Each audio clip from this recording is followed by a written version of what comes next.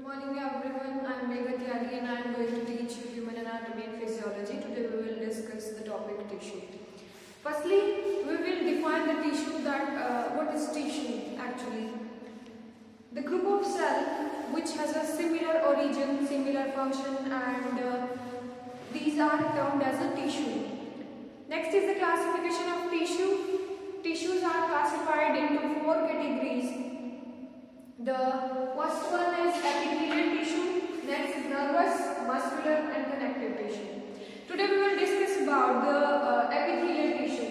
Epithelial tissue, mainly these are present on the free surfaces of the body and these protect the body from the harmful variations of the heat. Mainly they perform the function of protection, excretion, secretion and etc. These are classified into 2 categories, simple epithelial tissue and stratified epithelial tissue. Next, further on, simple epithelial tissue is classified into squamous, cuboidal, columnar, ciliated and glandular.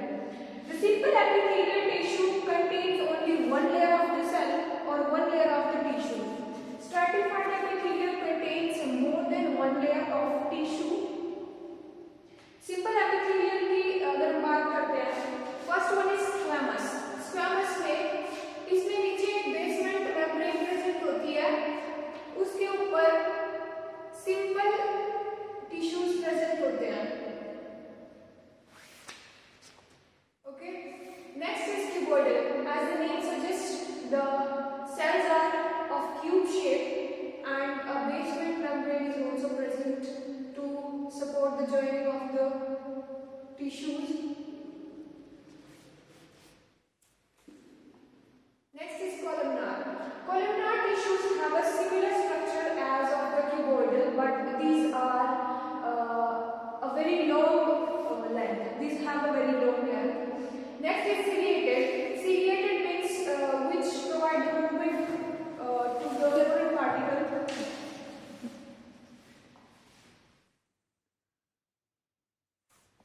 Similar to these, cilia is present over the tissue and it provides movement to the foreign particle to move away from that tissue to protect the tissue. Glandular tissues are mainly functionable as to secrete the particle or the matter. Next is stratified epithelium, which contains more than one layer of tissue and these are classified as structural squamous epithelium, cuboidal epithelium, stratified columnar epithelium. Now we will discuss the muscular tissue. Muscular means the tissue present in the muscles. It is classified further into some categories. These are voluntary, involuntary and cardiac. The voluntary muscles are also known as the skeletal muscle or striated muscle. Involuntary, that is non-striated, and the cardiac, which is present in the heart. The voluntary means we can control these muscles according to our will. And involuntary means that we have no control over these muscles. And the third one is the cardiac. These voluntary muscles are present in the flesh of limb and trunk, and the tissue or cells contain more than one nuclei, and the cell or the tissue is covered with the membrane known as the sarcolemma, and these tissues are of cylindrical type and these are unbranched, and the second one is involuntary. The involuntary muscles have a control under the ANS, that is autonomic nervous system. These are present in the stomach, intestine and uterus. The cells of these muscles are long and spindle shaped and these are not covered by any membrane, whereas the voluntary tissues are covered with the sarcolemma. The third one is the cardiac. The cardiac muscle is mostly or mainly present in the heart, and the tissues are short shaped, cylindrical shaped, and these are branched. Okay, the nucleus is present in the center, whereas the cells of the voluntary tissues have more than one nuclei, and whereas the cardiac muscles have only one nuclei. Now we'll discuss the nervous tissue. Nervous tissue which is present in the nerves. It is classified into grey matter, white matter, and neuron. The grey matter which forms the nerve cells, white matter which forms the nerve fibers, and neuroglia is a supporting tissue which supports the grey matter and white matter to form the nerve cell and the nerve fiber. Next we will discuss the nerve cell or neuron. Neuron is the basic unit. Neuron is the basic unit of the nervous system, as the cell is the basic unit of our body.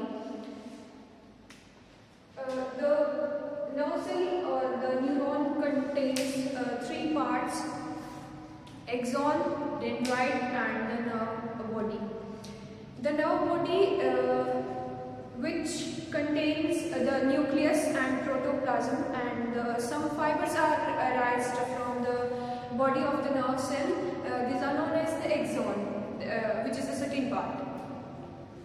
Next, we will discuss the axon. Axon is the fiber which is raised from the nerve cell, and it is mainly functional as it passes the impulses in one direction. And the third one is the dendrite. Dendrite are also some fibers that are derived from the nerve body. These pass the impulses from one nerve to other.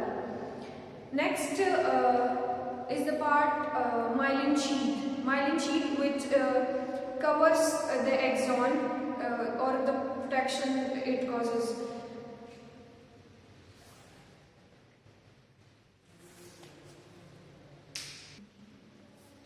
The nerve cells which are covered by the myelin sheath are known as the myelinated fibers, and those which are not covered by the myelin sheath are known as non-myelinated.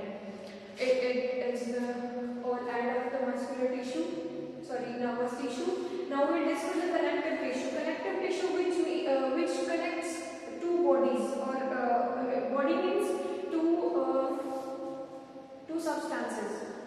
It is classified into three: the proper connective, skeletal, and the vascular tissue. The proper connective tissue is present in the tough matrix of the body, whereas the skeletal is present in the impregnated matrix of the body, and the vascular tissue is the fluid. The proper connective is classified into the alveolar, adipose, white fibrous, yellow fibrous, and reticular fibrous. Alveolar tissue is present in the muscle and nerve which connect each other. Next is the adipose tissue which stores the fat in our body. Next is the white fibrous. It is present in the pericardium, periosteum, and perichondrium. Next is the yellow fibrous, which is present in the ligament and wall of the blood vesicles. And the last one, reticular fiber, it is present in the lymph and bone marrow. The skeletal tissue is classified into the cartilage and bone. It is present in the heart, and it is subclassified as the calcified cartilage, valine cartilage, fibrous cartilage, and elastic cartilage. And the bone is classified into dry and decalcified. Whereas the vascular tissue is classified into blood and lymph. Blood which flows into our blood vessels like veins and arteries, and lymph which flows into the lymphatic capillaries, and it is